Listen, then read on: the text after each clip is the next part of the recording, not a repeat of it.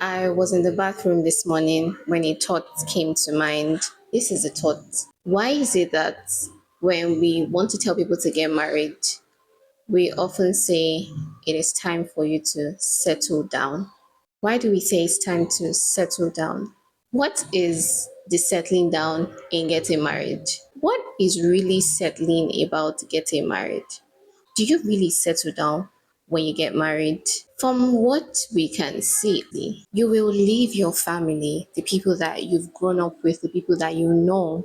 You would leave them, your siblings, all of them, and start a new life with someone that you met randomly one day. Down the line, you and this person would reproduce and bring in more strangers into the house, your children, I know.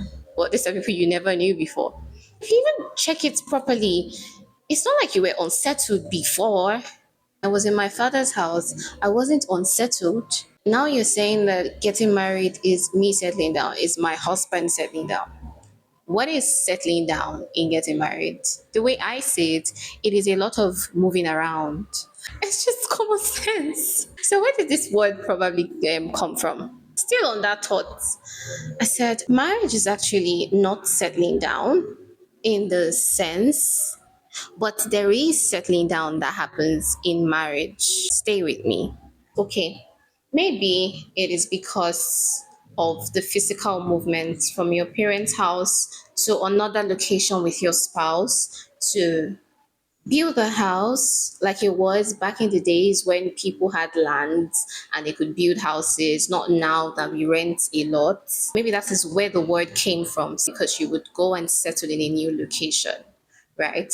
But in the real sense of it, aside the physical movement and setting up in a new environment, every other thing that is about marriage, especially in the early phases, is rising to responsibility. It is unsettling because you're leaving familiarity, you're changing your patterns and your routines, you're bringing in new life into the world, you're learning to live with somebody that you haven't lived with for the most part of your life, and all of the other things that happen in the beginning phases of marriage.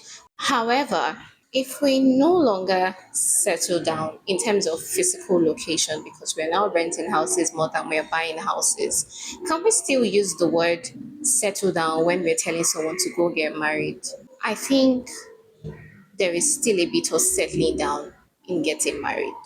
It happens much later in the marriage. That is when things actually start to settle down. This, I believe, is true because if you understand how change happens, change is unsettling in the beginning before it later settles. When somebody tells you to go get married, they say, go and settle down.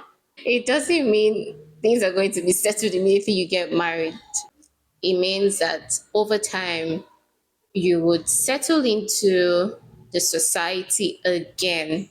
Now, not just as a child of somebody, but now as a parent of someone, most likely as a coupled up person, if there's no child yet.